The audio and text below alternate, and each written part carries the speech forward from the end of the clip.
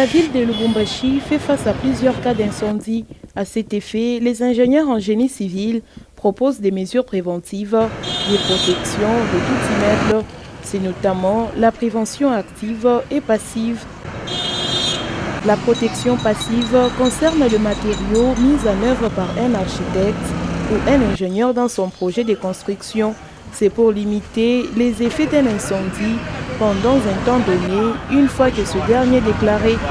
Lorsqu'il y a naissance de l'incendie, les matériaux que nous utilisons, surtout dans le finition, doivent nous permettre à ce qu'il n'y ait pas un développement rapide de l'incendie. C'est-à-dire sont des préventions que nous mettons déjà lorsque nous sommes en train d'établir notre plan et même au début de l'exécution de notre projet. Parce que c'est pendant ces moments-là que nous devrions même réfléchir par rapport aux voies de sortie si jamais il y a incendie. Quant à la protection active, elle a pour but d'avertir les usagers d'un espace de déclenchement d'un feu et d'agir sur celui-ci via une intervention automatique ou humaine. Ici, vous allez comprendre que nous avons les équipements de détection, nous avons les équipements d'alerte et nous avons aussi les équipements d'extinction. Parce qu'il faut d'abord détecter les feux, il faut alerter et il faut l'éteindre. Cet ingénieur estime également que l'État et la population doivent prendre conscience face à la multiplicité des incendies dans la ville de Lubumbashi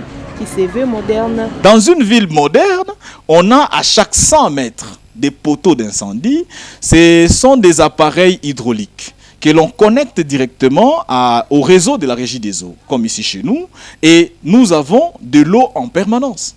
C'est-à-dire que lorsqu'il y a un problème, dans un peu de temps, lorsqu'ils arrivent pour intervenir, ils n'ont pas à aller chercher de l'eau loin. Ainsi, pour diminuer les risques d'incendie, il faudra limiter l'utilisation des appareils électriques à connexion provisoire, inspecter et entretenir régulièrement les installations électriques permanentes.